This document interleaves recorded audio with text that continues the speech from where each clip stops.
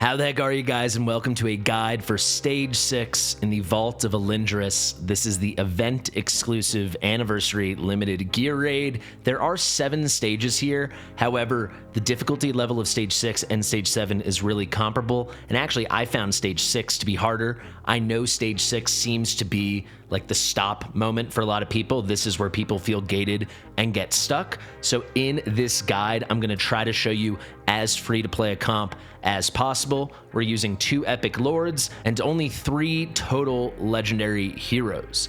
Now, as always, when I do my epic only content or heavily epic hero featuring content, you do not need the level of gear you're going to see on my characters when I show the builds after the run. I'm only doing that to accommodate the use of the epic characters, so then I can make suggestions for all the legendary substitutions for each role. And once you swap in your superior legendary heroes for these epics, the gear requirement drops significantly. So very quickly, if you don't know what I'm talking about, as of this morning, the 2nd anniversary event, the From Ashes to Ashes, basically 1 month long anniversary celebration launched. You can see nearly 27.5 days remain, and with it were these campaign stages. We have a simple campaign thing here, then we have basically a limited exclusive gear raid that is like fresh content just for this 2nd anniversary, and then we'll have a specific limited boss. The 2nd anniversary and the From Ashes to Ashes event is divided into 2 parts. So this first part is the first 2 weeks. So from today until the end of July 27th. And you can see today opened the basic stages, the gear raid limited stages. And then this weekend on Friday, we're getting the limited boss, the Wraithborn Rider. But let's focus on this limited gear raid. We've never seen anything like it before. And let's key in on stage 6. Fastidious. Fastidious. So let's just hop right into battle. I'm going to show you who we're bringing. We've got 2 epic lords. We're running a piercer comp and then like a watcher comp. Really, Ein is there as a failsafe. He's just like another melee unit I can drop at the end if something goes wrong. And he is the lord for Iona, who is our chief middle of the map DPS.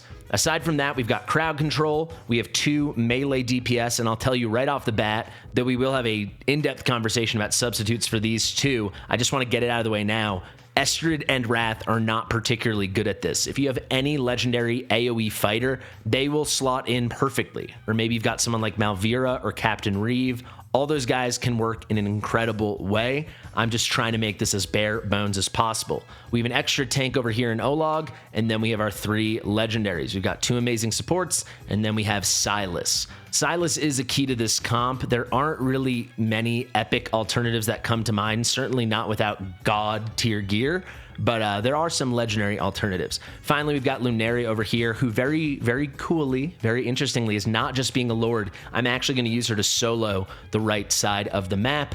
Her build is very strong. If you use like any other legendary piercer, you can get away with way worse gear. Like half as good.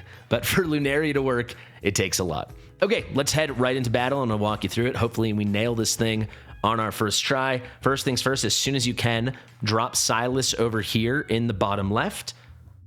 And then what we're going to do is we're going to place Estrid over here in this left middle row facing up. I'm not going to do anything else until I ult with Silas. I want to ult with him as soon as possible because it is a little bit sweaty killing this mob here. This mob, as you can see, Silas doesn't deal much damage to him outside of his ult because he has heavy armor. But once Silas ults, he can really tear through this guy when he's ignoring all the defense. And in this case, the magic resistance. Let's get that ult off. There we go.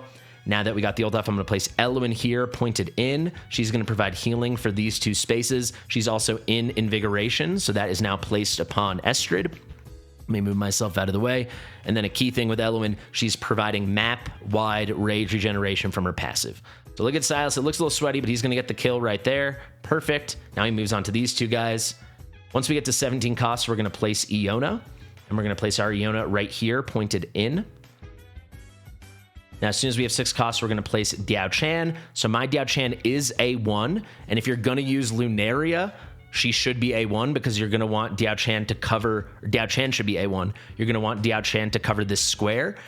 So she's giving inspiration to Lunaria. But if you're bringing a legendary superior piercer marksman like Yovar or Hex or Calypso, anything like that, they're not going to need the inspiration. So in that case, as you can see, you don't need the extra range. You could get away with an A0 Diao-Chan or a Dolores. Let's turn her on to inspiration mode. Now we wait. As soon as we have 13 costs, I'm a little late. We're going to place Mari up here. And then once Estrid starts hitting, we're going to trigger Estrid, trigger Iona, and I'm going to get the Wood Elf down just in case Estrid takes a couple hits. Now we'll pick the Wood Elf up. We'll get a little cost back. Now we can place Lunaria here pointed up, and Lunaria, shockingly, will cover that right side. I'm realizing I'm covering way too much of the screen. I'm going to put myself all the way up here in the corner. Hope you guys do not mind. I think that's probably the best spot. All right, so you can see we're tearing through this. We're going to get a freeze here with Mari to slow those guys down. Let's throw this on 1x. As soon as this guy shoots at our guy here, we're going to trigger Silas's ult again. I've got one extra deploy, but I'm going to sit on it for as long as possible. Almost certainly the next deploy will be Wrath right here next to Estrid. And let me once again say, Wrath is not very good at this. He has only one tile range and only like part of his kit is AoE. He's really suboptimal, but I figure he's as free to play as it gets. We get him for free on day 14. But I'm not going to place him immediately in case something goes wrong with this guy here and he gets revived, which is a big mechanism the boss does. I'll explain it when it happens. And if that is the case, we're going to place Ein over here as like a safety valve. Here goes Silas. There's the kill. So as long as this guy can tank one hit, we should be good. Here comes the little Resurrector guy. If we go to the monster manual, they call this guy the Sepulcher Warden, and essentially if any of your units die, when he comes out, he has this like unlimited range, and after a moment he'll like resurrect your soldiers. You can see here the fallen Elyndris soldiers, and then they become really awful tanky mobs fighting for the enemies. All right, so coming down now, like we said, is going to be the Sepulcher Warden, and as long as our Elyndris soldier can tank this first hit, which he'll be able to because we properly timed the Silas ult with the bowwoman that was coming down. You want to do his ult right when she's shooting her first arrow. You're going to see we tank this hit, and then Silas gets that pick-off kill. Let's redirect our attention now to the middle, and because we timed it properly, we don't have to waste like a melee stall deployment with Ein. We can just sit on that, and that means now we can place our Wrath. Wait a second. We want to delay this a bit until guys are starting to come down. Let's throw down the Wood Elf here just to make sure Estrid is fine. Looking pretty good. All right, perfect timing here to do Estrid and Iona. Then we want to wait till these guys get a little deeper, so they're kind of in Estrid, Wrath, Iona range. And then we're going to ult with Mari and get that freeze. Coming down from the right now, it's Lunaria time. It's the Lunaria show. I'd say Lunaria definitely has like the highest gear requirement to be able to do this on the right. But that being said, she's the easiest to use because she shoots fast. She's a quick auto ult. She's got to deal with two kinds of enemies, 3 enemies total. To start off, she has the guy she's fighting right now, the Death Knight Captain. He does this soul split thing where he basically makes a clone for himself. As long as you kill the main version, the clone's going to die too, and it's fine, the Phantom. And then we're going to get 2 of these guys, like the big behemoth guys that Silas killed, the first enemy we killed in the whole fight, the one Silas killed on the left at the beginning. We get one that comes down all the way in the right. I'll show you now. And then one that comes down in this lane and goes left.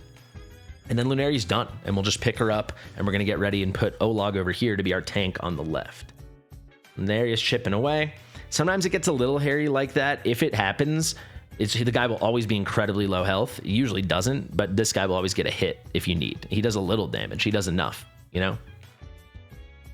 The 2 more units come down. We're going to get a behemoth here and a behemoth there.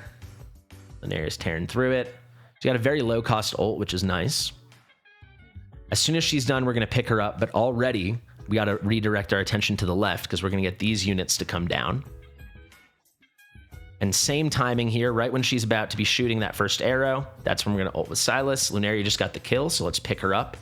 Now let's put down Olag, our tank. You can use most tanks. Olag's really good just because of the shield, and he's a great option for this guide because he's free to play. And you can see now our Elyndris soldier did die, and then this jerk over here is resurrecting him.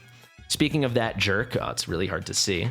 You can see he's got 1 speck of health, And if you use an epic lord, it's going to take a big gear requirement on Silas to make him pick that guy off and not have the little bit of health left. However, if you bring a legendary lord, a Raka, or Yovar, Silas can kill that guy pretty easily, even with worse gear than I'm wearing.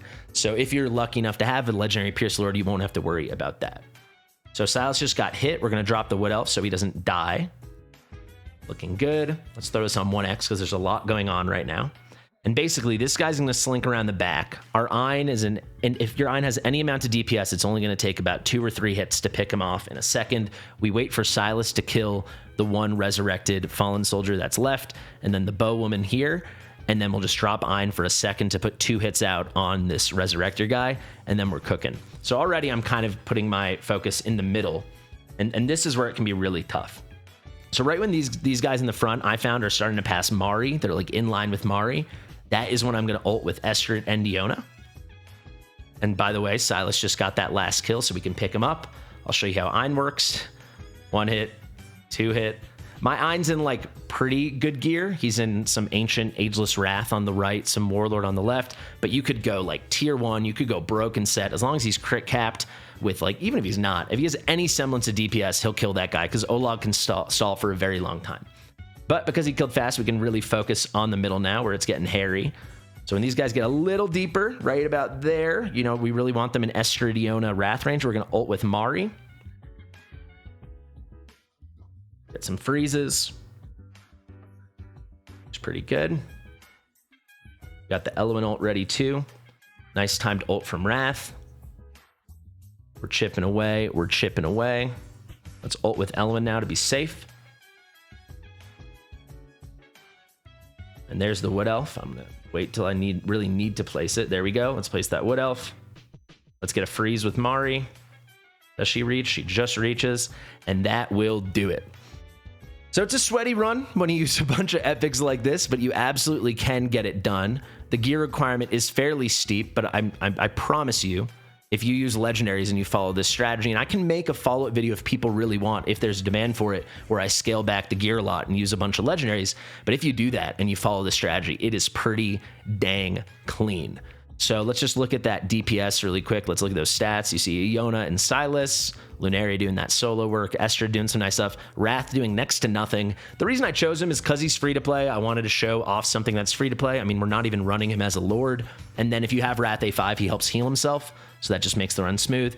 And then Mari, definitely a low-key MVP. So let me show you the builds very quickly, but don't read too much into the builds. Then I want to hop into the hero by hero thing. Maybe I'll do it while I do the builds, actually. And I want to tell you like the nice legendary high tier alternatives. So here's my Lunaria. Like I told you, she's in very good gear. I can show you that quickly now.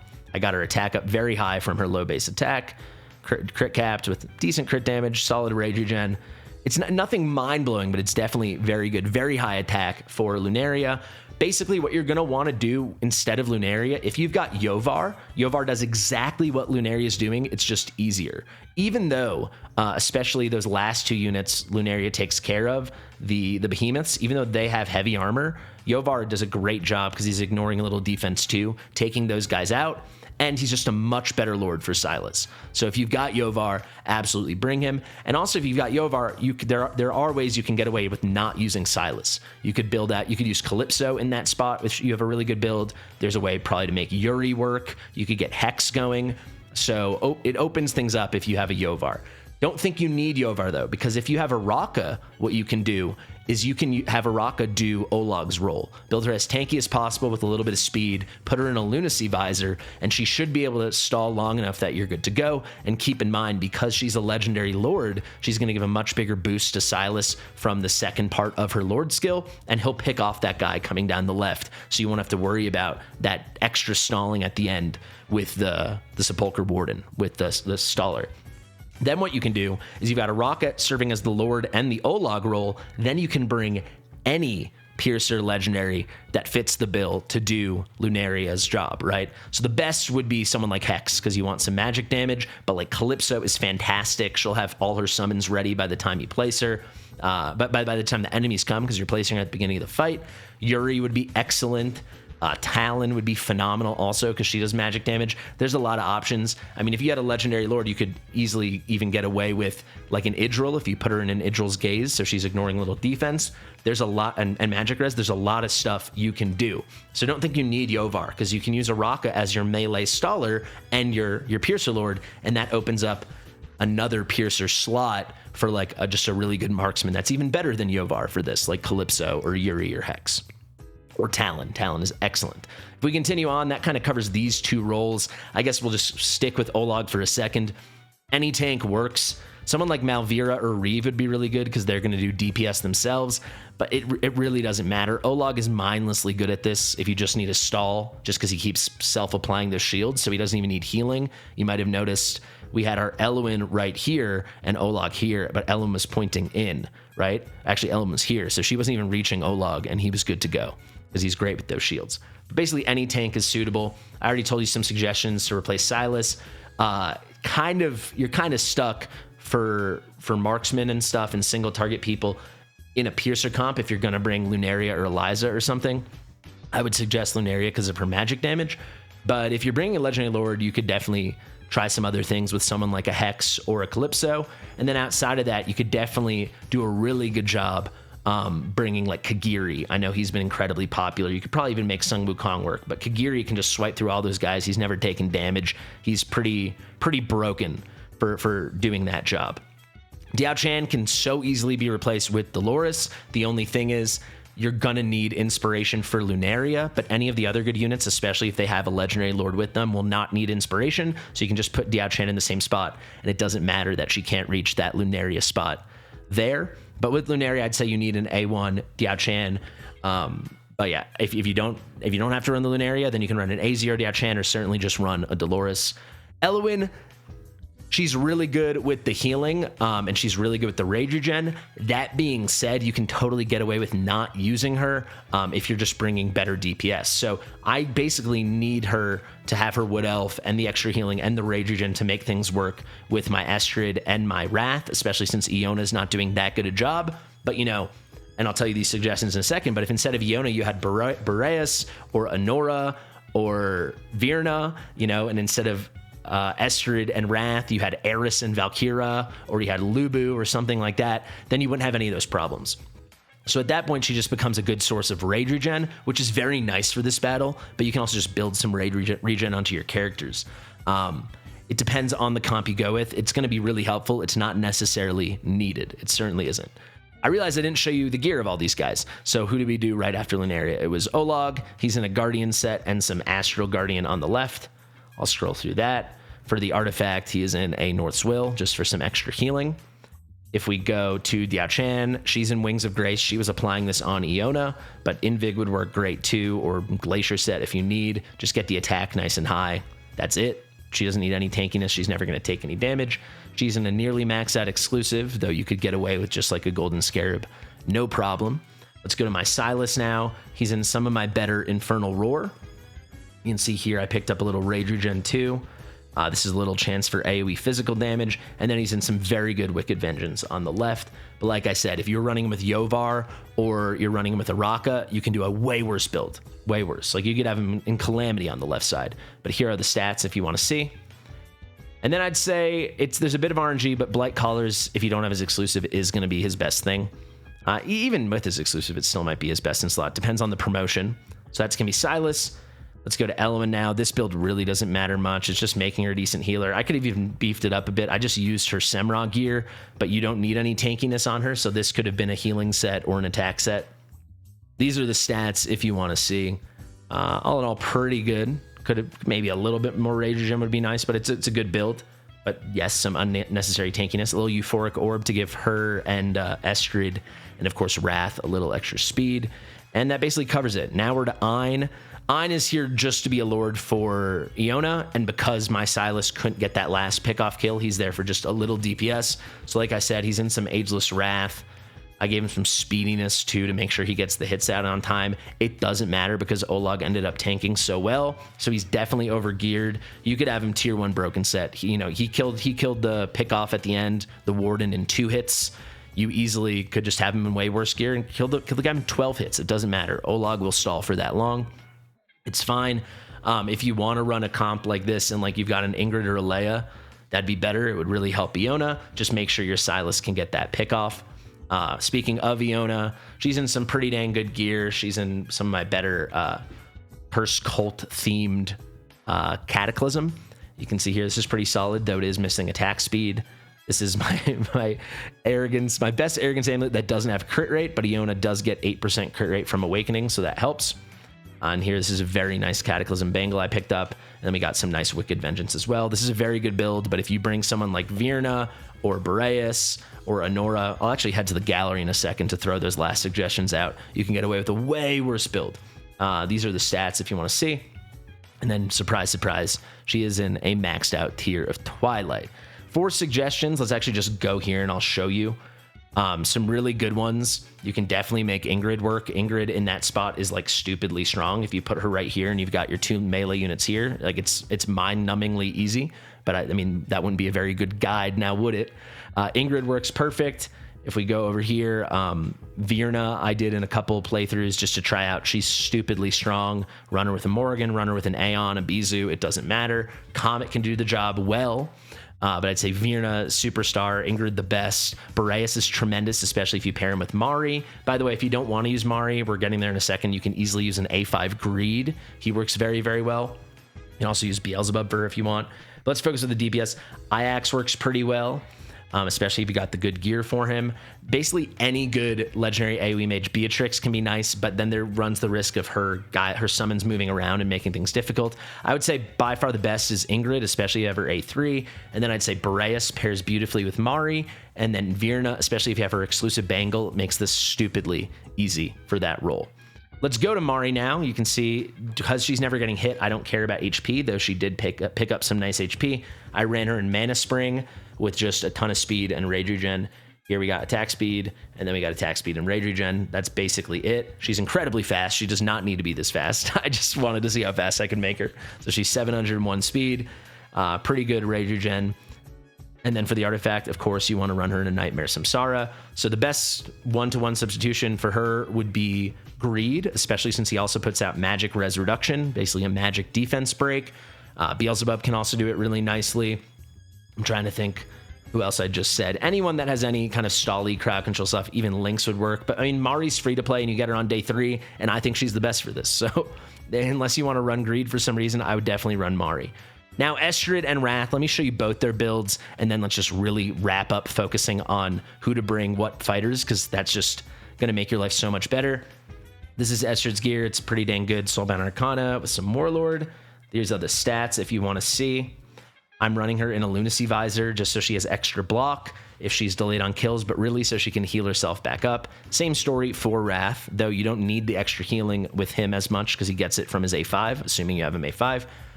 He's in pretty good gear, pretty good Infernal Roar. Very nice Wicked Vengeance on the side here. Though I have a Wrath exclusive. I should have put the Wrath exclusive on him. Those are the stats if you want to see. Wrath does a terrible job for this, honestly. I was just like, how low can I go with the fighters? So if you don't want to settle, if you're not making a guide as a nerdy content creator, there's so many better options in the fighters, right?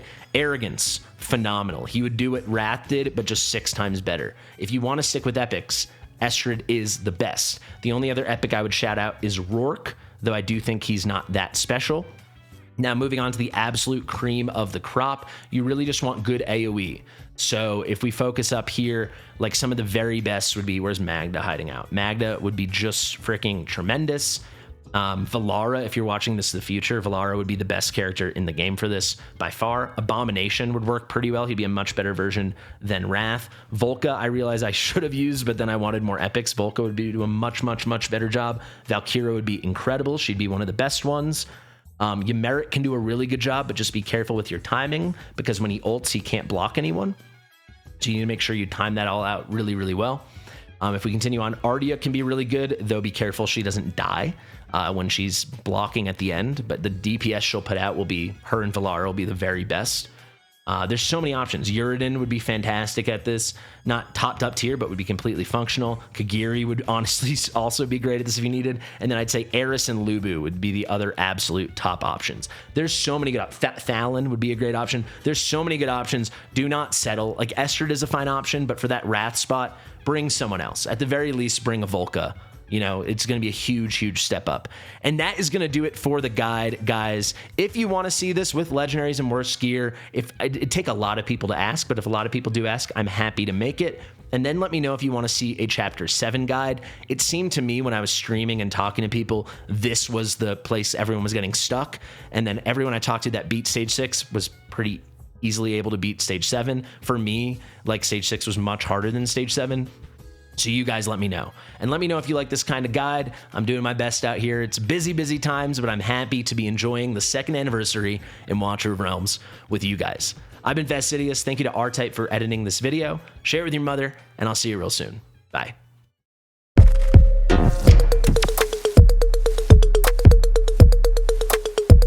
Fastidious.